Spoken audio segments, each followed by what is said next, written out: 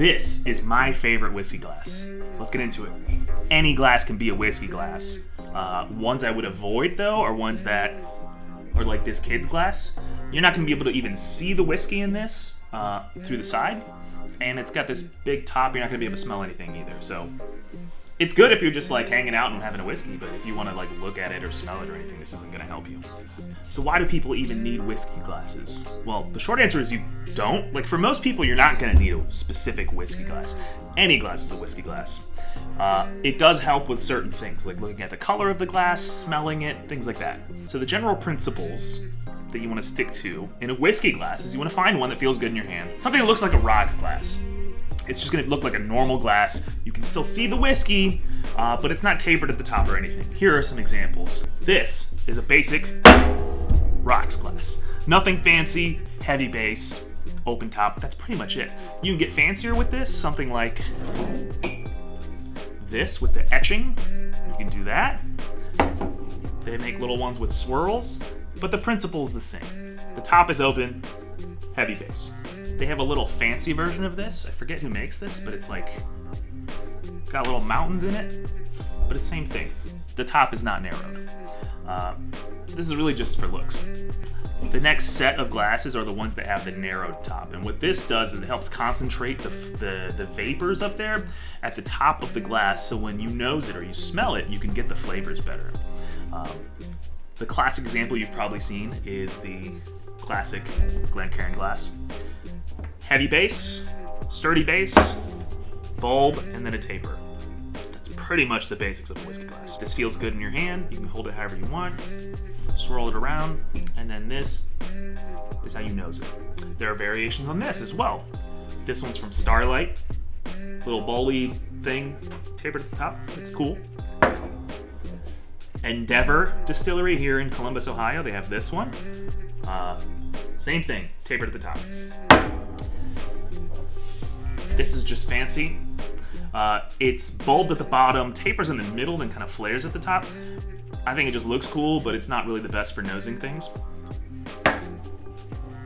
This is an aged in ore glass. This has the benefit of a really sturdy base with the taper at the neck and then a little bit of flare at the top.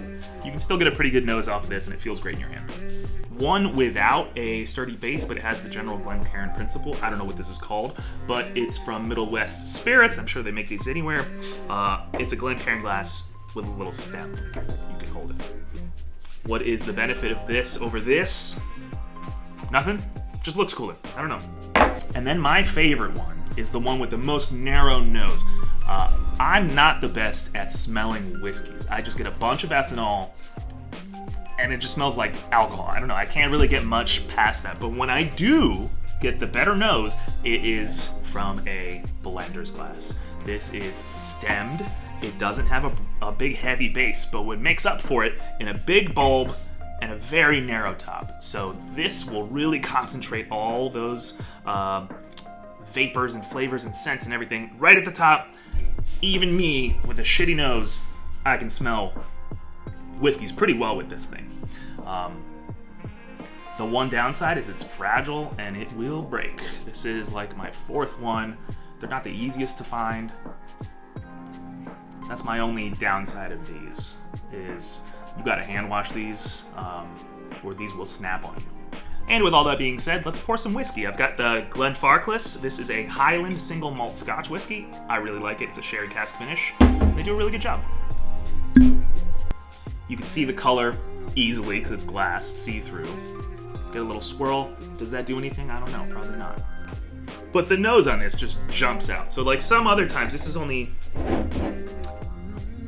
43%. And in a lot of other glasses, I would not be able to smell a lot of what's going on here. But in this glass, I'm getting so many fruits. I'm getting like plums. It just makes the experience so much better for me. And if you're someone who can use a glass like this and be able to smell it, take notes based on the scent and all that, like, go for it. Good for you. For me, I can't. So I use something like this.